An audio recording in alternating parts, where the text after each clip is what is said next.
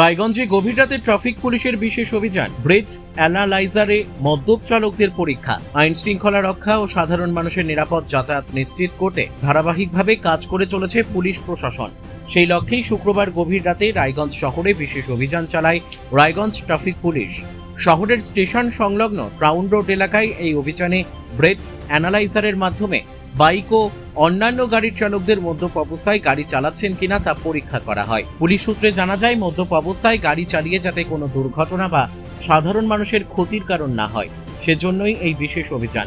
যাদের বিরুদ্ধে মদ্যপ অবস্থায় গাড়ি চালানোর প্রমাণ মিলবে, তাদের বিরুদ্ধে মোটর যান আইন অনুযায়ী কঠোর আইনি ব্যবস্থা নেওয়া হবে।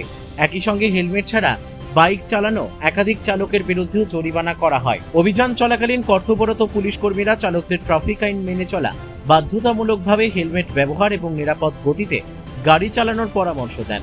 ট্রাফিক পুলিশের দাবি, সড়ক দুর্ঘটনা কমানো এবং নিরাপদ যান চলাচল নিশ্চিত করতেই নিয়মিত এই ধরনের অভিযান পরিচালনা করা হচ্ছে।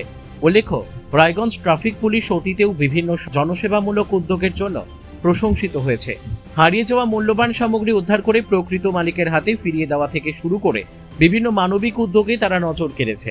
সেই ধারাবাহিকতায় জননিরাপত্তাকে অগ্রাধিকার দিয়ে গভীর রাতের এই বিশেষ অভিযানও শহরবাসীর কাছে ইতিবাচক বার্তা বহন করছে। পুলিশের এই উদ্যোগকে স্বাগত জানিয়েছেন এলাকার একাংশের বাসিন্দারা। রায়গঞ্জ থেকে রামকৃষ্ণ দাসের রিপোর্ট, কুলিক নিউজ।